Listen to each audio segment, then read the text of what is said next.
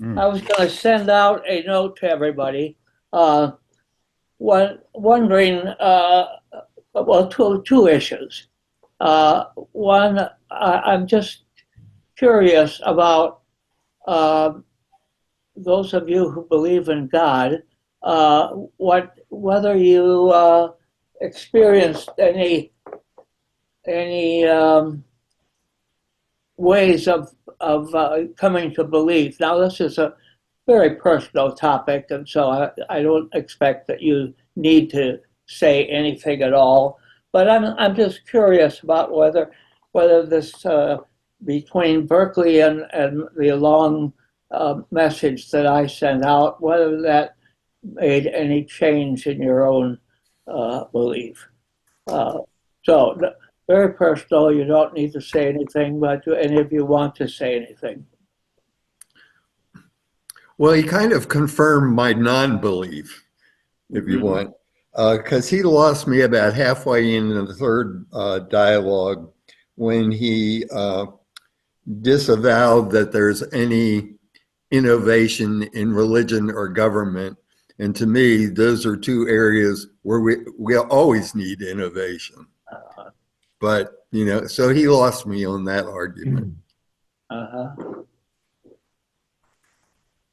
Is It any, was kind of a bizarre view of the creation that he came up with. I mean, wasn't it that for 6 days God's creating everything and everything was actually there because they were already in God's mind and maybe the angels could perceive them and I mean Well, and then it's you get just it was you just get kind of out there to me. I so lifting. And no where did the change. angels come from? Well, and you get the issue of the reversing of the order. Suppose God made the animals first and then created light. I mean, he addresses the issue of, well, if if you just change the order, it still supports the notion of God, which I never thought about that. If I felt a need to believe in God, I don't think that I would look to Berkeley um, Uh, for It's a good assist, reason not to believe in God. assistance. even even given that it's a argument from design. Well, uh, then no, I don't think. Yeah. Okay. Well, I want to go to another question. Um, Berkeley uh, criticizes Locke in a very brief passage for arguing that there are general ideas. That is to say, we have a general idea of a table and a chair. We can kind of define it. And Berkeley challenges the notion that there is a general notion of a chair or a general notion of human being or a general notion of Greek drama. Now, do any of you follow that? What he's getting at there?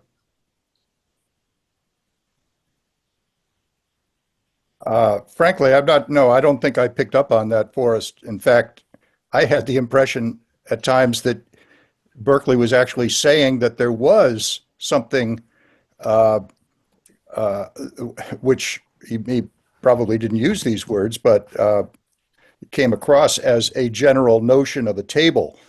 That is, when Hylas says yes, but if you look at something under a microscope, it you pick up other things, and he says, well, yes. Berkeley says that's true. You but strictly speaking, you're not actually seeing the same thing. But uh, but in fact, we group, the microscopic view and the view to the naked eye and all the rest together and call it a table, uh, which seems to be kind of a general notion of a table. When we say table, we know that there are molecular, that there's more to a table than what we can see with the naked eye, but uh, we don't need. But what makes that a general idea? A general idea of a table? Well, Yeah.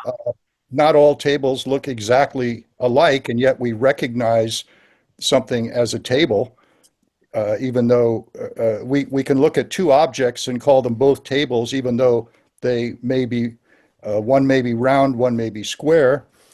Uh, Yes. uh, That's what Berkeley acknowledges, that there well, may be all a right. Isn't square. yeah? Isn't Uh, that a general notion of a table? no, no, No? because he's asking you to think, to see if you can have an idea, a general idea of a table.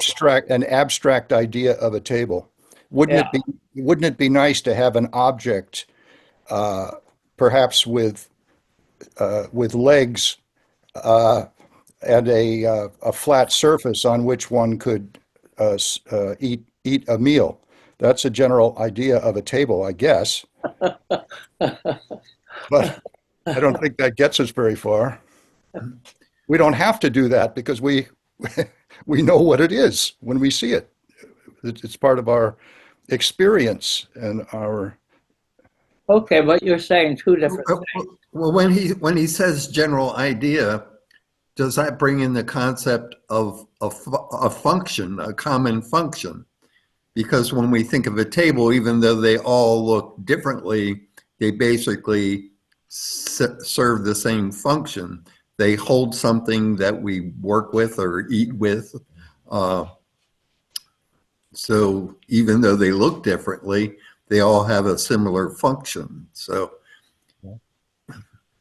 does that enter into it anyway? Well, Well, it also has to do with the way he let's conceives. do it with a color. Say the color red. You can think of various red objects, and Berkeley says, but can you think of redness all by itself? And he finds that impossible.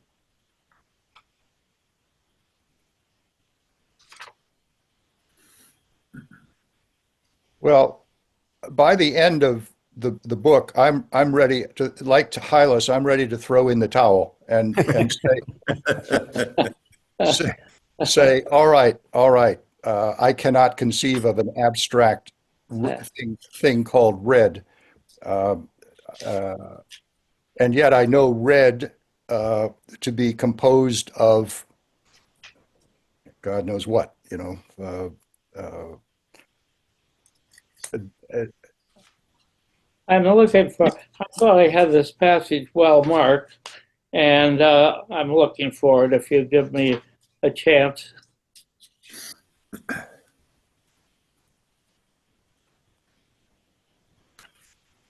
well,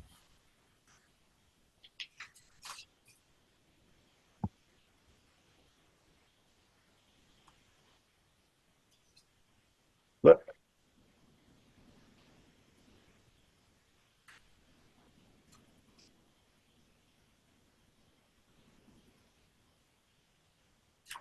Lou? Do any of you have any of you got that passage handy? Uh, you can see how. I, I don't remember it. If he had mentioned Locke, did he mention Locke specifically? Because he usually just referred Oh no, he just mentions the philosopher. general idea. Yeah. Well, he attacks Locke too later in this dialogue on substance, specifically, I think in reference to Locke, but I don't remember where he talked about general ideas in reference to Locke.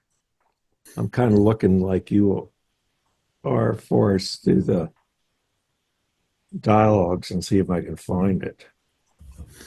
I was a little surprised that he returned to that subject. I thought he had, in the third dialogue, I thought he had pretty disposed of the idea of matter as he defined it. Yeah, that's his big pitch. Is Yeah. the notion that there's a substrate that's material that you can't see. All right. Well, I don't know. Difference, a what's the term, a distinction without a difference or something like that. Particularly in the last 2 pages, Hyla says, look, I'd like to be able to continue to use the word matter. Uh, uh, and uh, and Berkeley says, well, go ahead. That's fine, as long uh, as you understand it to mean that which can be perceived. And I think, that kind of goes back to the point that I was trying to make in 2 weeks ago about, I was kind of insisting on the existence of matter, Right. including that which we cannot perceive with all of our tools, and yet we know exist because they have effects on things that we can see or whatever. But at this point, I don't know. He's given us permission to continue to use the word matter to mean that which perceivable things are composed of. And I guess that's as far as I need to go with him. Let's just let's agree on that point and move. Well, I would not, I don't want to say move on because I'm ready to move out, Yeah. but Richard, your limerick addressed dark matter. I I thought know. that was funny. I know, and I wish course, I wanted to address antimatter too, but Yeah, well, we can't see dark matter. I know. Okay, Well, We okay, think let it me shift exists. to a different question that I had. Do you find ways in which Berkeley is quite admirable in his thinking? Hmm.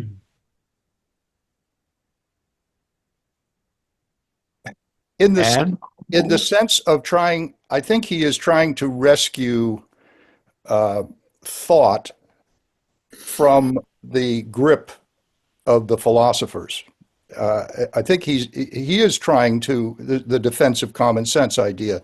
I think he is trying to say that normal, ordinary human beings should have confidence in their perceptions and their senses, Yeah, and I think that could be seen as empowering.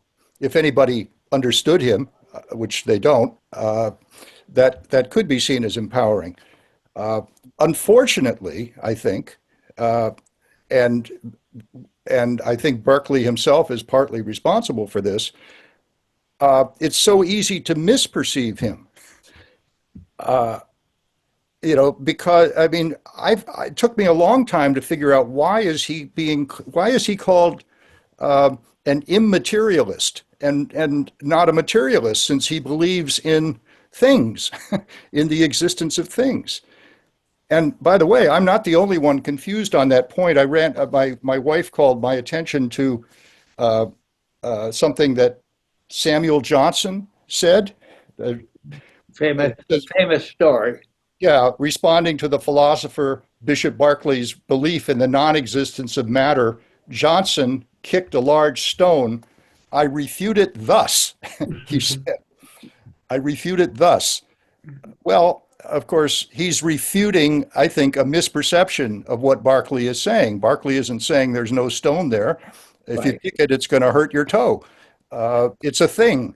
It's it Yeah, exists. I'm not sure he thinks of it as a thing. I'm looking at on page 110 of the book we've got. It says, remember, the matter you contend for is an unknown somewhat, if indeed it may be termed somewhat. I mean, that's a very strange way of describing anything, or even any idea. An unknown somewhat sounds like something that my daughter, when she was 8 years old, might have said. It's Yeah, I was asking you what you thought was admirable in his argument. I think the effort I that he told you what I makes, think. Ron? the effort that he makes to reconcile and integrate. Can we see your face a little bit more? I apologize. Is that better? Not much. Well, Maybe- you're down to your nose. I'm going to move into a lighter Yeah. one area where I might Okay, be- that's good enough. There you I go. apologize. Anyway, what I started to say is that I think what's admirable is his effort to integrate Christian religion, his notion of a higher being, together with this philosophy of perception being the only and most essential reality. The way he integrates the challenges of sharing some of that reality among men and reckoning how that reality operates in the context of a biblical assessment.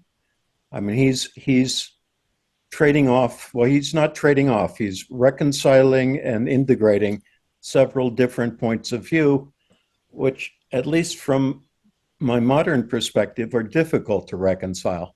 But he makes a truly heroic effort to do exactly that, and he seems to be willing, stoutly, bravely, to defend his position against a lot of potential arguments. So, and in the process, he elaborates. But I don't agree with all of the elaborations, and I don't find all of the defensive arguments as compelling as the major thesis.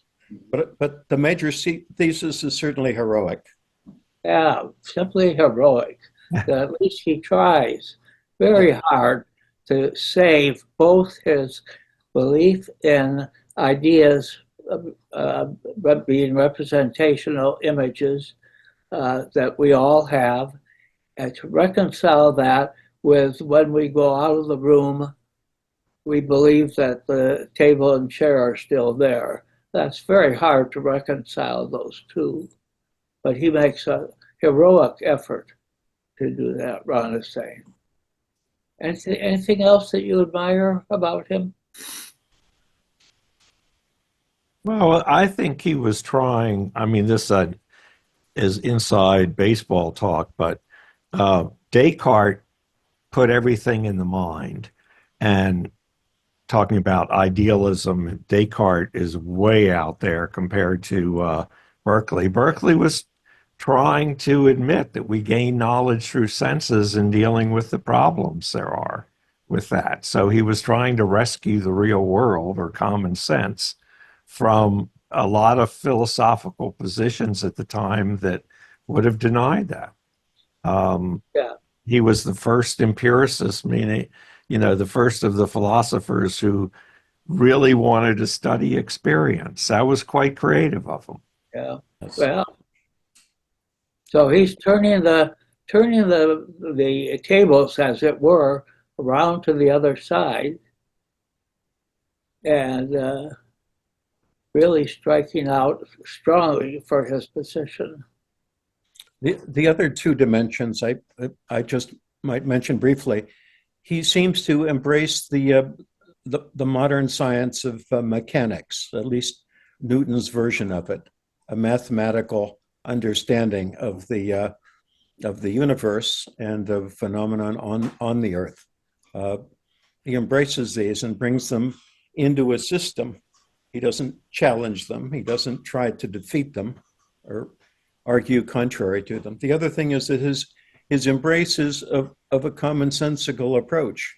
I mean, it's essentially a populist approach to philosophy, and he sees himself a champion of people who are not philosophers, non-philosophers, maybe even anti-philosophers, people with maybe less education, but with real life experience. Yeah, and his in a way, and again, this is in the context not only of the philosophers, but people who we later called scientists.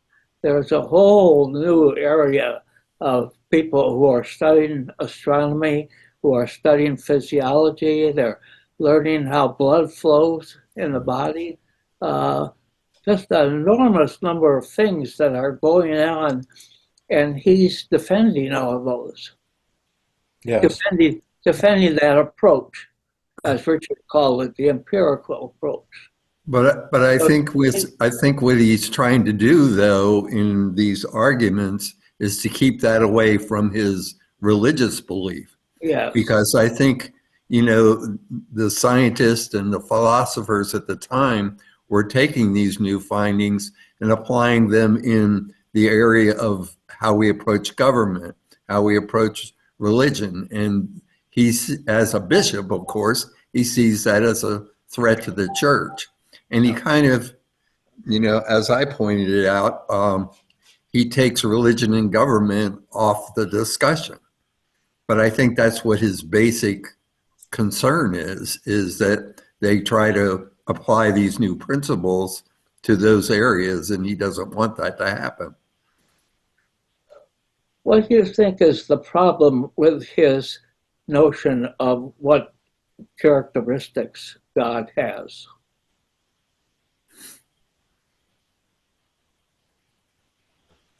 Well, for me, the fact that he believes in God, because I don't. That concept just. There are a lot of highly intelligent people who do.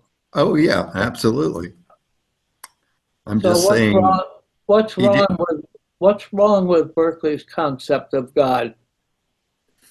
I would say, I mean, he mixes up the design argument and the ontological argument, which was that first argument you sent out for us, which is the idea that existence is perfection.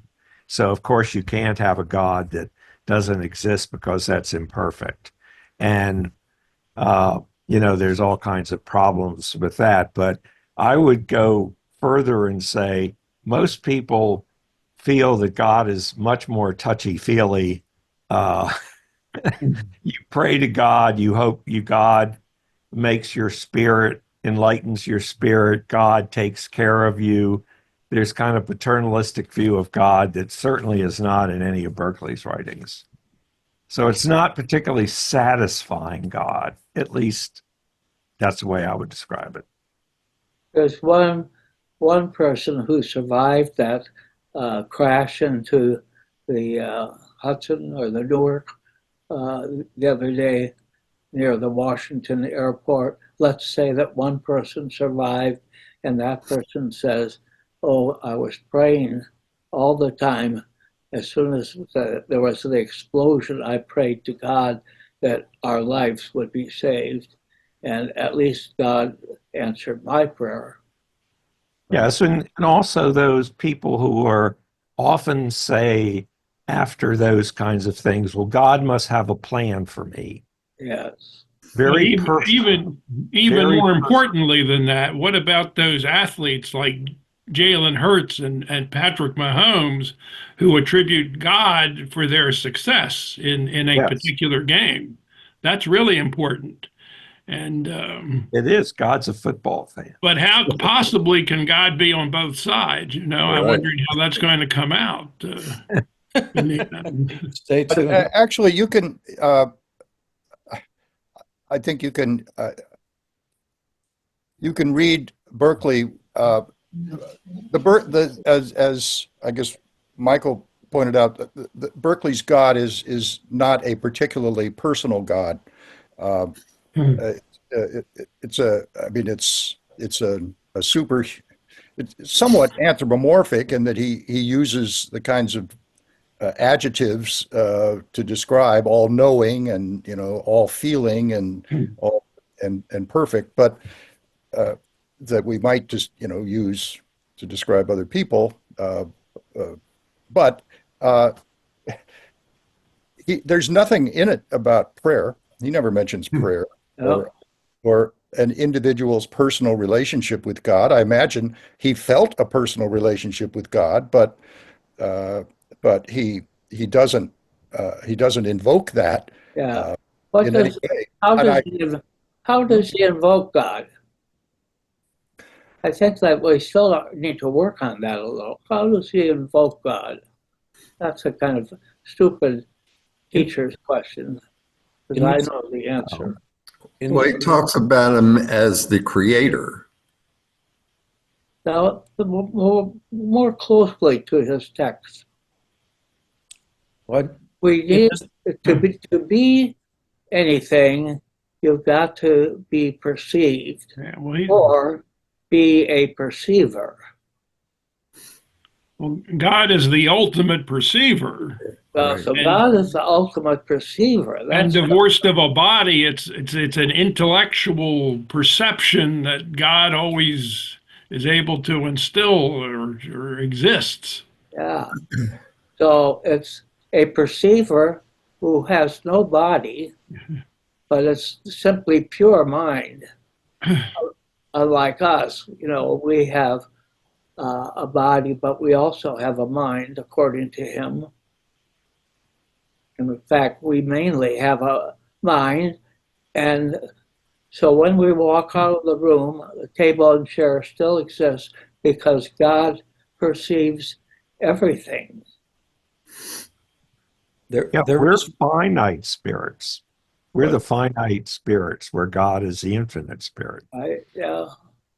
there is one section in this third dialogue where uh, he adopts a romantic voice, a celebration of nature.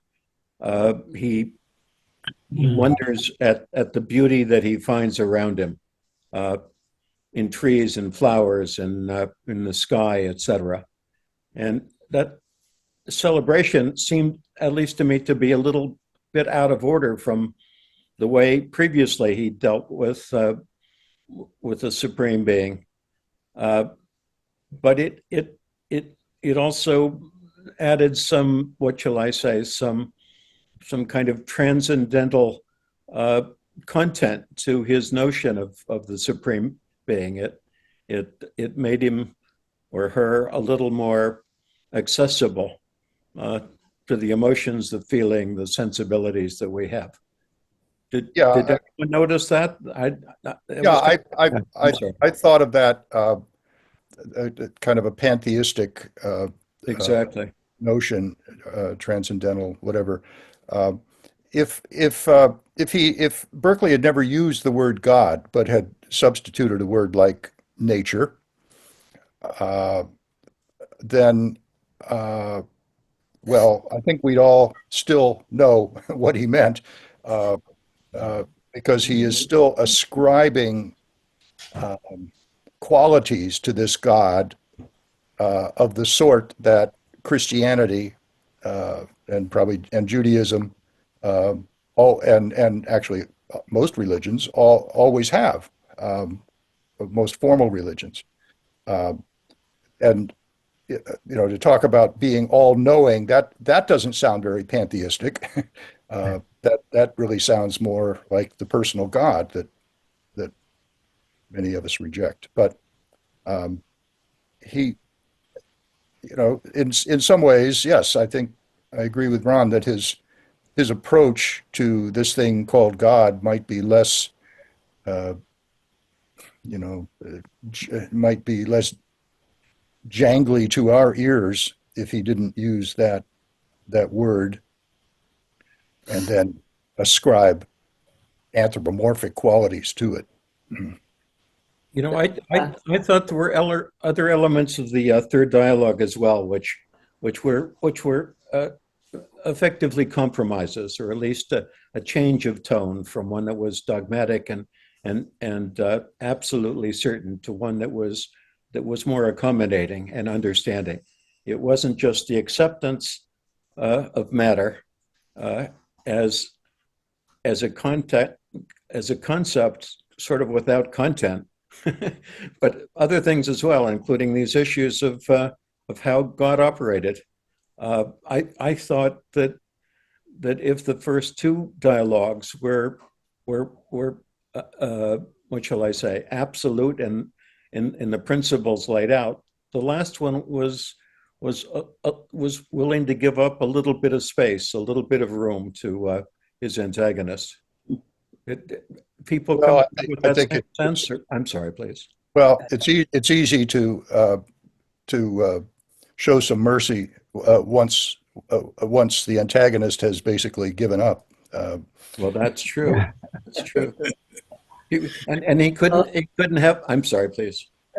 well, I have a hard time transferring our human perceptions to God's perception. We walk out of the room and God is still perceiving the table and chair. All of you are perceiving in a different way the table and chair. You are imagining because you can't see it directly. If I were to turn my camera around and then you could see my chair. So there are a whole lot of different perspectives that can be taken on the chair that human beings can't see. Why? Because God is perceiving them. What does it mean for God to be perceiving? God doesn't have eyes. God doesn't have any sensible feeling, can't go up and touch the tree. Well, God it's almost can't as if, smell the tree. How does God perceive the tree and the chair or the table and the chair? you could be really cynical and say that God has simply become a kind of catch-all explanation for to support his notion of sensibility. That we know there are limits to our own senses, and yet that doesn't interfere with our understanding, our common understanding that these things continue to exist. Uh, Lacking another explanation for their continued existence, he falls back on God. Right. Yeah.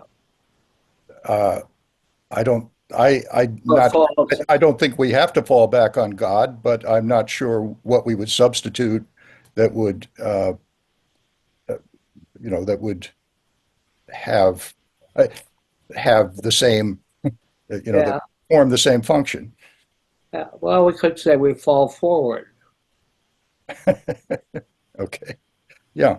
But Um, the point Forrest raises, not only does God not have eyes, but try to imagine God seeing everything in 360 degrees all the time. I mean, I look at the table and I know I'm seeing it at a certain angle. Uh, I actually did mechanical drawing at one time, so I know how you turn a two-dimensional object into a three-dimensional object on paper.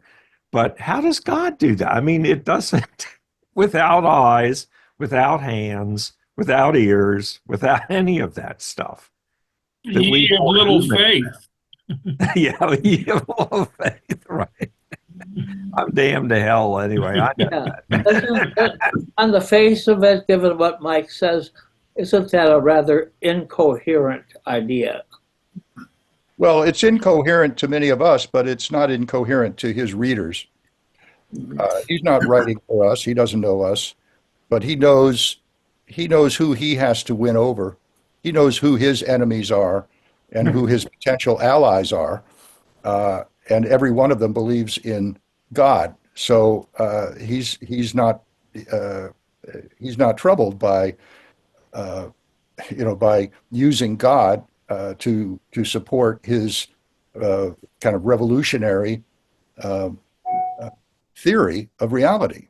Yes, but my point was that it's an idea of God that he has, or God as a perceiver, that is not understandable. Well, As Mike says, without hands, without eyes, without a nose, without a tongue, right, but God can't he see says he says all that. Doesn't reason. he? He acknowledges we don't understand God. Uh, the words we use are imperfect, and yet they're the only tools we have to communicate a notion. Uh, we can't communicate what we don't understand, and uh, uh, so this is our struggle to do so. Richard, I know I'm not attributing this to you specifically, but that one of the issues, like of the problem of evil, when you say, if God is a loving God, how do you explain earthquakes that kill how many innocent people? And then the argument is, well, we don't understand the mind of God. Sure. Yeah. We don't know what his plan was when he killed all those people. So not understanding the God, but then they go on and say, we don't understand God, but then we'll talk about him for the next 30. Even though we Right. don't understand him, we'll just continue to talk about him. Sure. And that's a problem. Well, this There is my there is, oh, pardon me. this is my personal perspective. Um, Religion or God exists to explain the unexplainable. In other words, if we don't know something, then we've invented religion or God to explain what we don't know. As regards evil, That's well put. There is in Judaism, there was a very strong movement, still is, that following the Holocaust and the deaths of 6 million Jews, there was a great death of God philosophy that is still out there and still entwined in the writings of many Jewish theologians, that God had effectively died based upon what had resulted and come from the Holocaust, to which many Jews still do ascribe. But does Berkeley's God have any moral dimension? I can't see it. As he mentions, no. He mentions Well, morals once or twice, but well, not he in. at one point he absolves God of any responsibility for immoral behavior, Yeah. because For he evil. says, For yeah, evil. well, human beings still have agency, he says, which is refreshing, I think. That's the humanistic perspective. Um, so in some ways, this God is perhaps less offensive to those who don't believe in God uh, than the lawgiver, the angry God, the judge and jury in the sky Yeah. God, which He's very careful about what characteristics. right. But I wonder if you read his sermons, uh, uh, whether the content reveals a more rounded and perhaps moral version of this more pantheistic God that we read about. We, Mike, were you wanting to say something earlier? No. Okay. I'm sorry. I wanted to say that he does elevate Moses as the primary transcriber and the primary interpreter of God's will. I mean, he does that You're explicitly. right. You're right. So, I mean, he doesn't embrace the Ten Commandments. He doesn't embrace explicitly the moral principles laid down by Judaism or Christianity, but he certainly acknowledges this prophetic function and embraces, I presume, what devolves from it. So the God is that he envisions here as a historic figure. He's a historic God. He's been chronicled. His Genesis, the world he created, is documented in the Holy Bible.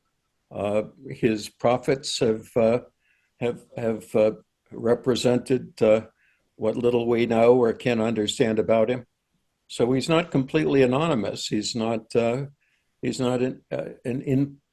impersonal and inaccessible God. Yeah.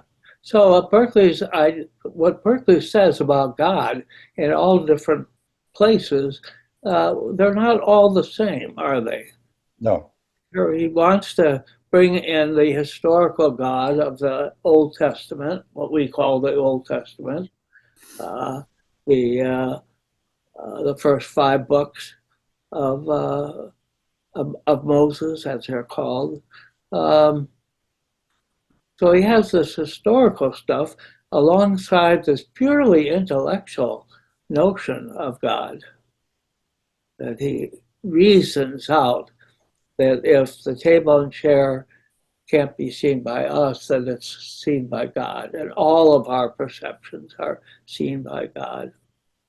And that's the hairy one, I think. To equate our human perceptions to God's perceptions, which are not Knowable. no are not knowable under his own standards.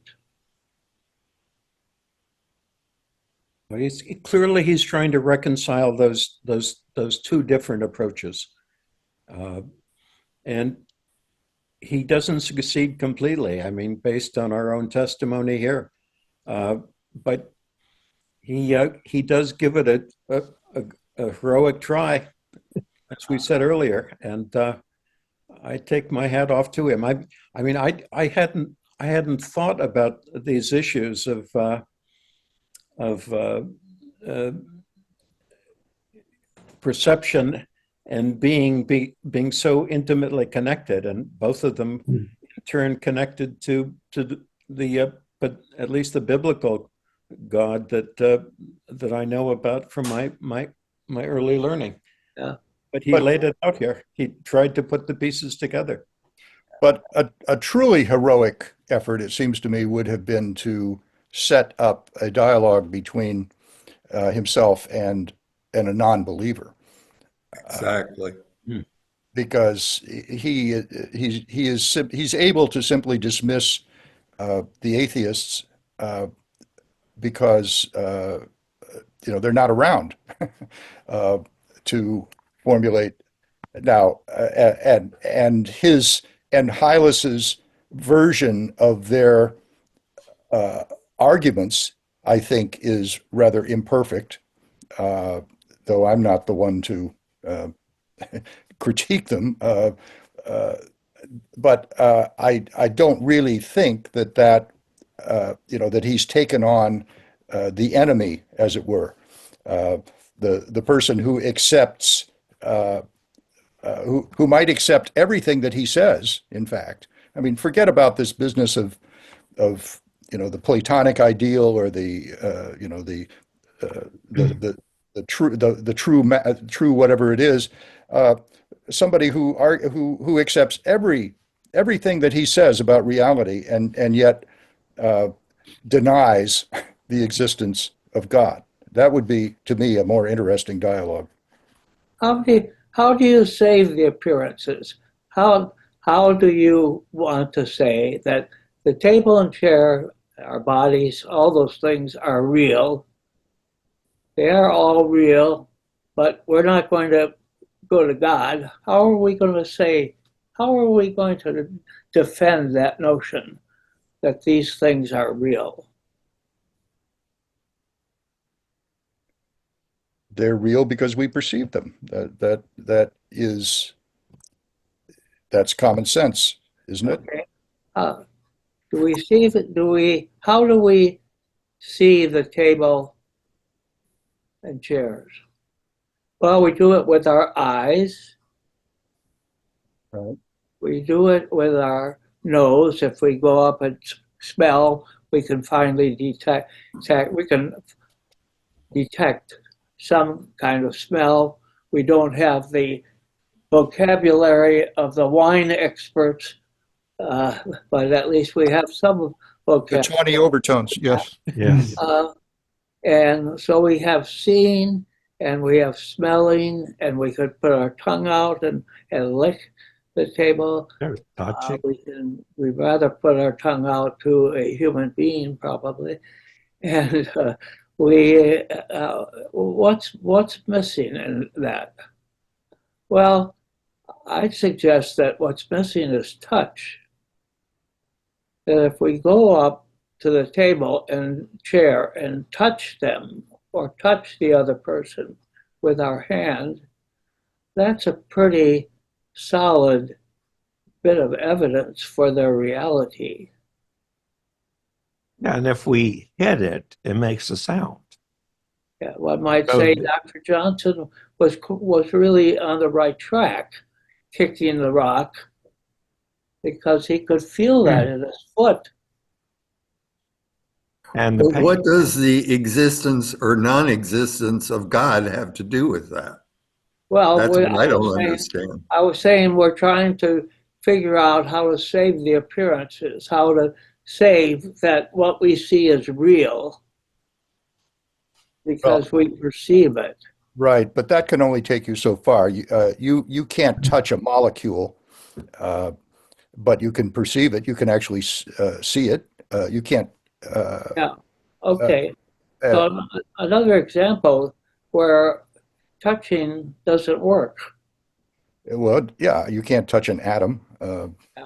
I mean, I suppose Yeah, we can if you perceive can it. isolate an atom, then you can put your finger on it. Uh, I'm out of my depth here, but you can put your finger on it, but you're not going to feel it. Well, Uh, but you've got to think of your finger as being a whole bunch of molecules too. okay, well, now you now Which you got a me. lot of space. I Molecules. kind of liked what Joni Mitchell had to say about it more than what George Berkeley had to say about it. She said, I've looked at clouds from both sides now, from up and down, and still somehow it's cloud illusions, I recall. I really don't know clouds at all. And it goes through love and life the same way. Uh, I Well, mean, Berkeley didn't sounds really like a want to get into that, didn't he? Wasn't he upset with Hylas when he's trying to find out the real nature of things? He says, "You know the real nature of things because you see them, you perceive them. That's their real nature. Don't go any further than that." well, Joni Mitchell was a Platonist and a Lockean. I think she really didn't know clouds at all. She didn't trust her. Those may be polite terms for what Joni Mitchell was. Well, she didn't And trust her is. sense. She didn't trust her senses. She didn't believe what she thought she was seeing. Makes good music. I don't know how far you can take it. I'm not quite sure why you're focusing on touch to the extent that you are, because some people can't feel anything, and there are many things that none of us can feel, uh, tactily, whatever. Uh, but what are other things? well, I just mentioned atoms and molecules and Which the you things. perceive. How do you perceive them? Uh, well, I think some of them can be perceived by sight. I think others can be perceived probably only inferentially by uh, by studying motion and how things that we do we can identify may be acted upon by things that we can't identify. Out there in space. Um, I don't know. I'm out of my depth completely here. Yeah. Well, I think once you get into talking about atoms and molecules, most of us are out of our depth. Right. But And who are the ones who are in the depth? Well, we call them scientists. right, right. And I think most of us today, most educated people, are content uh, to ascribe those things that we sort of believe in but don't understand to science or nature. There's something out there. Of course, we don't understand it. We can't. It's too big. It's beyond our capacity. But we refuse to give it human qualities. That's offensive to us because that's then we begin to have to use the word God. Well, we can think about the whole universe. We certainly can think about the solar system Sure. with a great deal of accuracy. Yep. we can figure a whole lot about our moon with even greater accuracy. Yeah. So we can go outside of ourselves thanks to telescopes and Yep. all of the apparatus that the scientists use. But then when scientists tell us that we are uh, only one of millions of solar systems, Mhm. I have to say, okay, thank you. I appreciate it. Uh, Thanks for letting me know, but I can't do anything with that except marvel at the mystery of it. Well, you get into the the number. capacity of the scientists to perceive it just is so much greater than ours because they have their laboratories, they have their control subjects, if it's that kind of pursuit of knowledge. Sure. And so they are becoming like philosophers. They're very speculative. They That's are right. equally confused. And that's why there are so many arguments among them, just Yeah. as among Right. philosophers, because nobody can prove the things that they offer as possible explanations. Yeah. Well, they develop hypotheses that are inconceivable.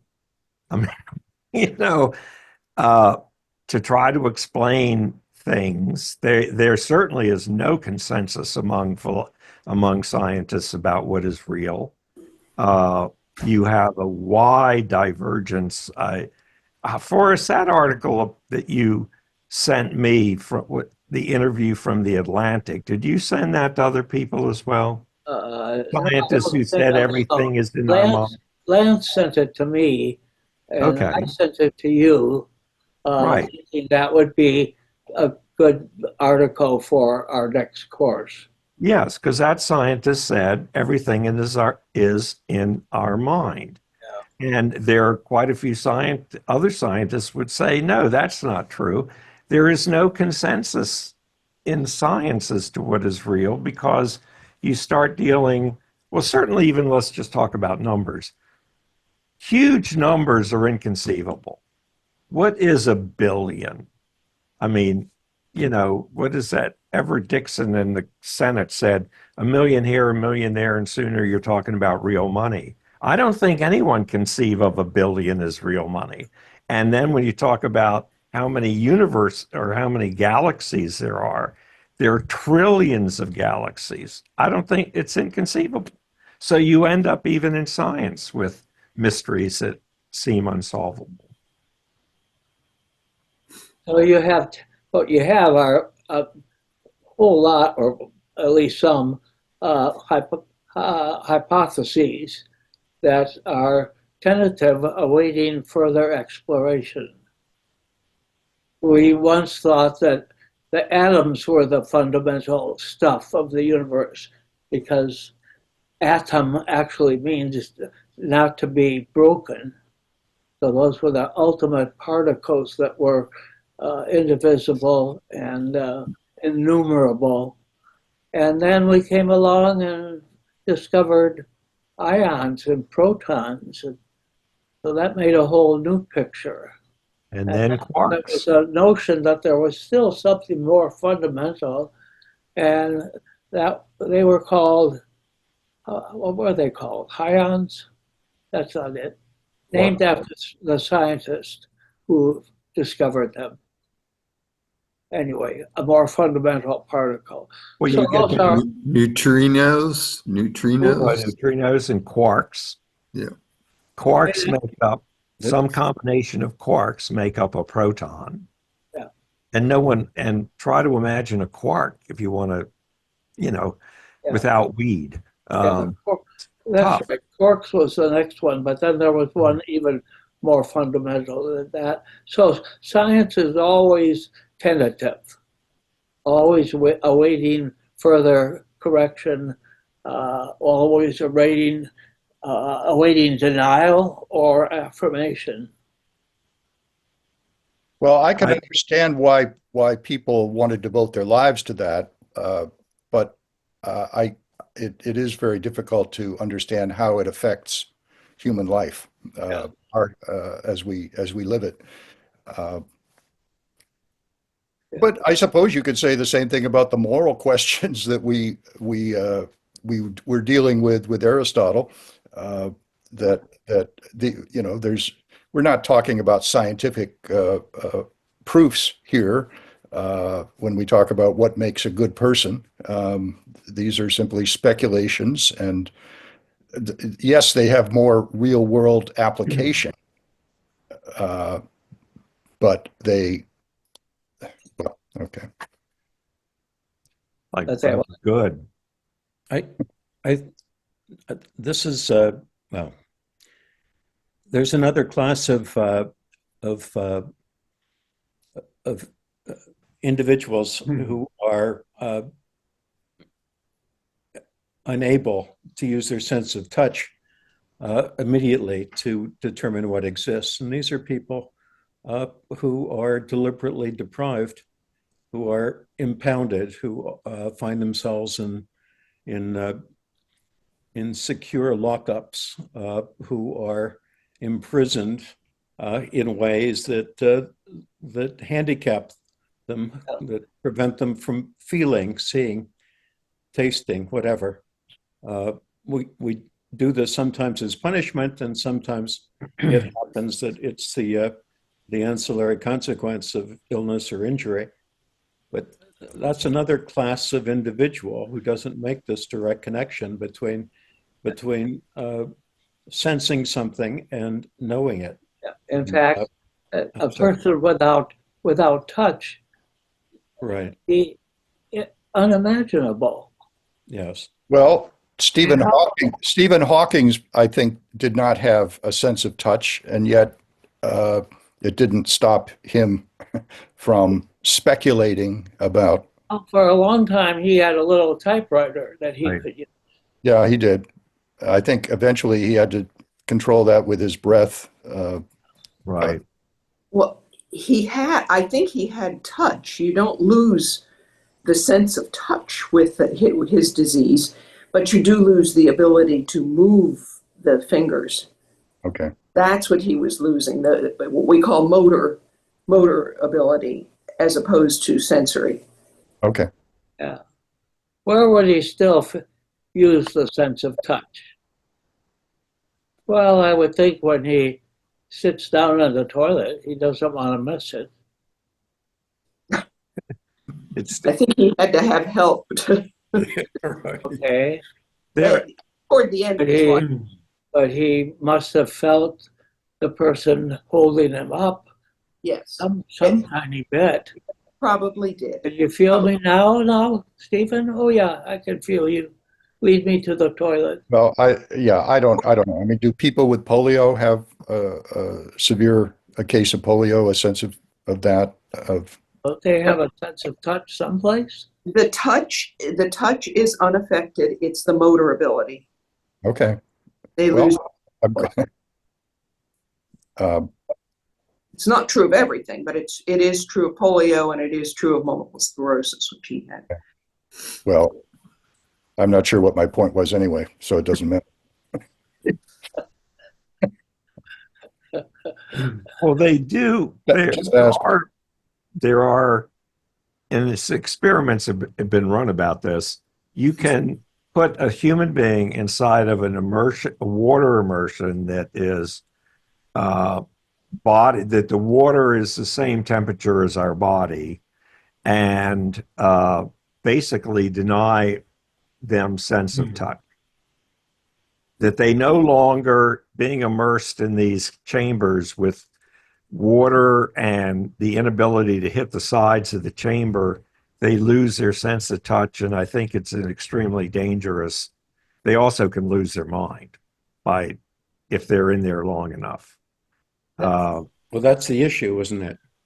This connection between your ability, your sensibility, and your idea making capacity, your brain.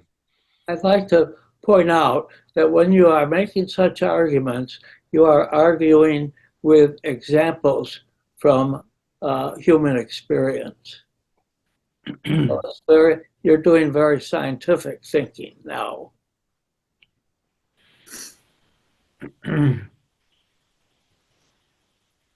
as opposed to purely as opposed to armchair speculation. philosophizing. Yes. Okay. What, Oh, I think those of us in this world at this time are instinctively more comfortable as empiricists, as scientists, uh, or as consumers of science than we are as consumers of philosophical or religious uh, ideas. Well, Uh, scientists, the anthropologists, would point out that as far as they can tell, every society has a set of norms and about human behavior, and that set finds examples, specific examples in every different tribe. Maybe the list gets smaller and smaller, zeroing in on the one or two or three or four or 10 commandments that that all societies obey. And so that's why that makes moral standards Universal, the idea of moral standards, universal. Yeah, yeah, yeah. not the standards, but the Because idea. we do that by anthropological discoveries. Right. So we have used science to establish some understanding of morality on the ground, as it were. That's what it sounds like, that argument. Yeah. Yeah. I think, I mean, Matt, when you get into ethics, often people talk about psychology as well. When you talk about Maslow's hierarchy of needs, Right. you know, you have this triangle, and certainly food and substance, and you work down the triangle, and then you make the moral judgment that to deny people of this is immoral. You know, so when someone says, what is it to be immoral? Well, you're denying people the very essence of what is required for them to thrive, or which is a combination of science and philosophy. Did I just kill all conversation there? Well, there's a lot to think of there, Mike. silence is dreadful. I mean, the big distinction between philosophy and science, of course, is that, you know, science advances in leaps and bounds by formulating general principles that are testable, that have consequences which can be measured, one, so they're quantitative, and two, that can be experimented on, so that things that haven't been done before can be executed either in a laboratory or with a telescope in space beyond where we could see previously. And the consequences of the theories are compared with the actual result. And on the basis of that comparison, either hypotheses are reinforced, or they're reinvented or recalibrated. And so what happens in a step-by-step practice of execution, science is progressive in that sense. I mean, it operates on the margin. It operates on the horizon by extending what we think we know beyond what we're confident is reality. And it happens one step at a time, whether it's unraveling DNA or whether it's discovering black matter. Philosophy is different. It is not testable. It's not verifiable in the same sense. I mean, it requires logical rigor and consistency and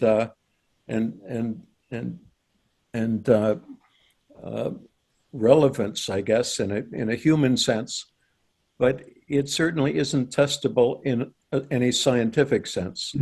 And I think over time, what's happened is that we have come to rely more and more on these principles of scientific inference than we do on the principles of philosophical deduction. Okay, let me stop you there. There's a Forrest, there's a relative ease of understanding in what we're talking about in those two concepts. That to me, when I got into talking this course for listen, and I watched it last week, listening to everyone else talk about the others who brought up things, I got glimpses of what the Berkeley was trying to drive at, what the dialogues are trying to drive at. When we're talking about the science right now, there's some ability for me to grasp based on my education, et cetera, in a concrete way, billions of stars. Well, that's something that is almost graspable, that it's a multiplier effect of what we see in that area. But some of the higher concepts that you've been talking about for the last couple of classes, I just wrestle with those for the last couple of days. So that ease of understanding makes some of that difference important to me. Just a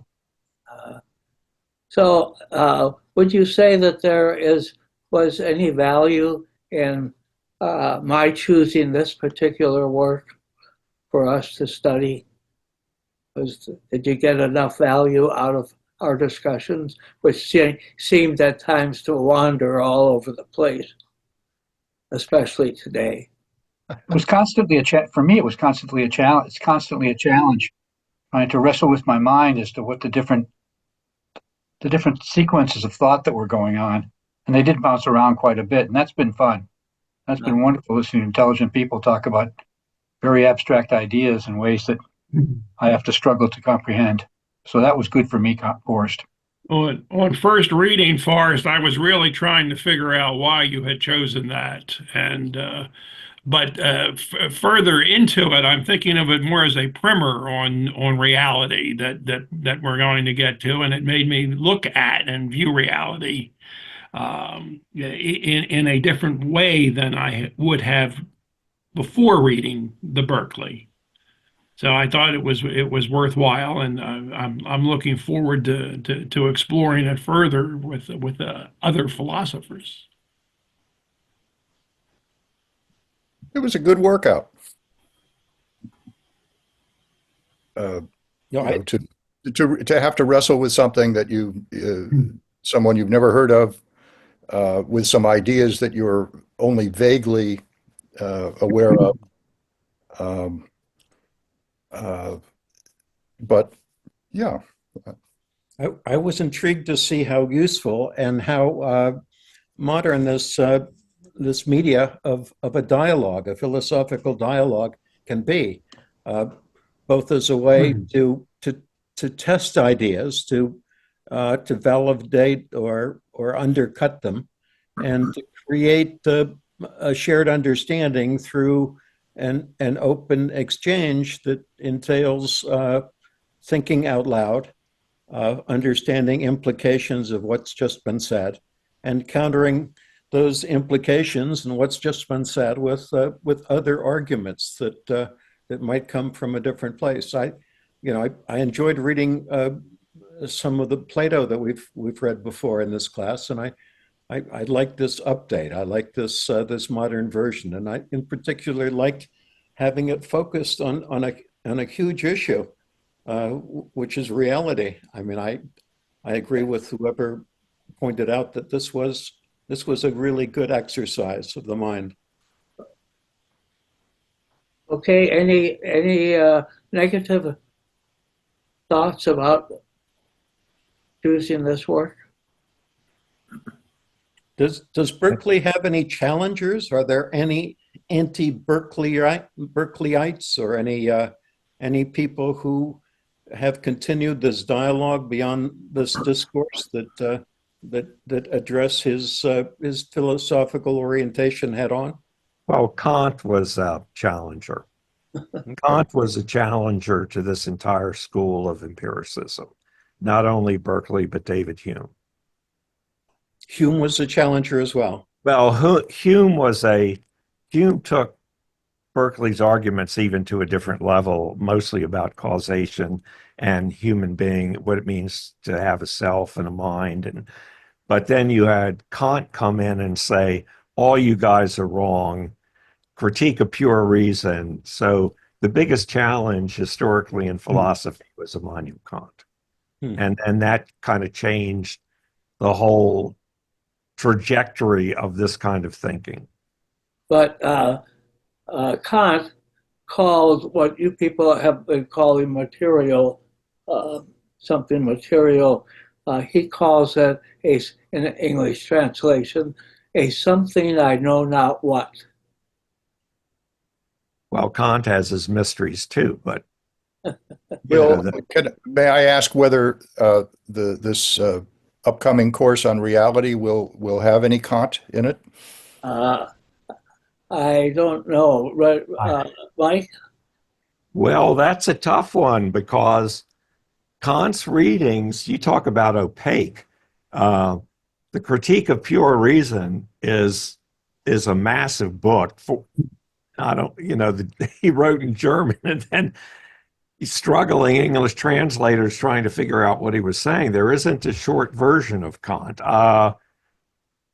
Can try to work on it though. It's worth working on if there's interest in it. Let me put it that way.